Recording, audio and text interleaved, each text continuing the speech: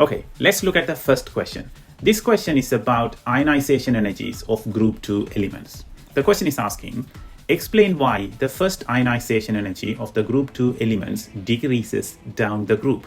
It's a 2-mark question, so we have to write some points. Before we answer the question, let's do a quick revision about the ionization energies down the groups and what are the factors affecting that. Right, the first one is the shielding effect by inner shells.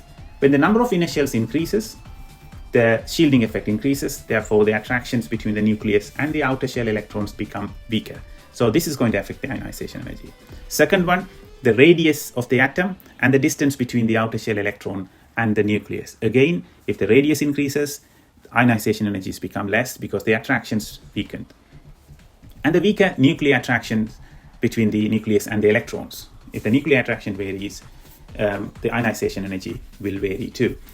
These are the 3 main factors affecting the ionization energies. However, you have to be very careful when you choose the factor for a question, because you cannot use all the factors for every single scenario.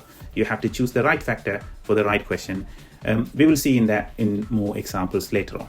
Right, now let's go back to the question. It's asking why the first ionization energy of the group 2 elements decreases down the group.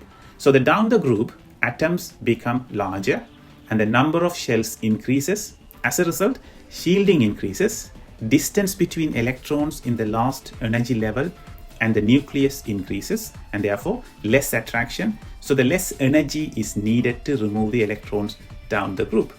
Okay, what is the exam tip here? It's a 2-mark question, so you have to use some keywords and some points. The keyword is very, very important. So you have to use the shielding effect. You have to talk about the radius of the atom.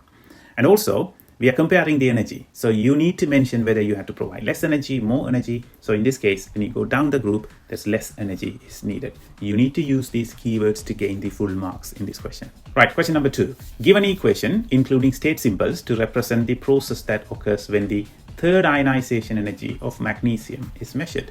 It's a 1-mark question. It is an easy question, but you must remember, question like this, you have to provide the state symbol. Don't underestimate 1-mark questions. If you don't give everything they need, you will lose the mark. So for this equation, it's Mg2 plus gas becoming Mg3 plus gas by losing 1 electron. Okay, the third question, explain why the third ionization energy of magnesium is much higher than the second ionization energy of magnesium. Right, this is a 2-mark question. We need to write the details. Questions like this, sometimes it's much more easier if you quickly write the electronic configuration. You can actually visualize the ionization energy patterns. So if you write the electronic configuration for magnesium, which is 1s2, 2s2, 2p6, 3s2. So when you remove the second electron, you are removing the second electron from 3s subshell. But when you go and remove the third electron, you are removing it from 2p subshell. So you're actually removing the third electron from the inner shell. It's not just a subshell change, there's also a shell change taking place. So if you draw the successive ionization energy of magnesium in a graph format, you can see there is a significant jump between second ionization energy and the third ionization energy, because the third electron is removed from the electron in shell 2.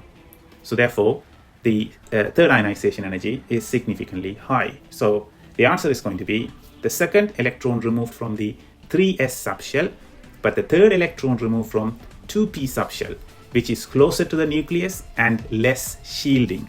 Therefore, removing the third electron requires more energy than removing the second electron. So what is an exam tip here? Keywords. Keywords are very, very important. You have to use the correct subshells. You have to use the shielding effect, energy needed. All these keywords should be in your answer to gain the full marks. Hope you find this video useful. We are doing questions, revisions, and exam techniques at the same time. If you have any questions, put it in the comment below. I will get back to you. Thank you for watching.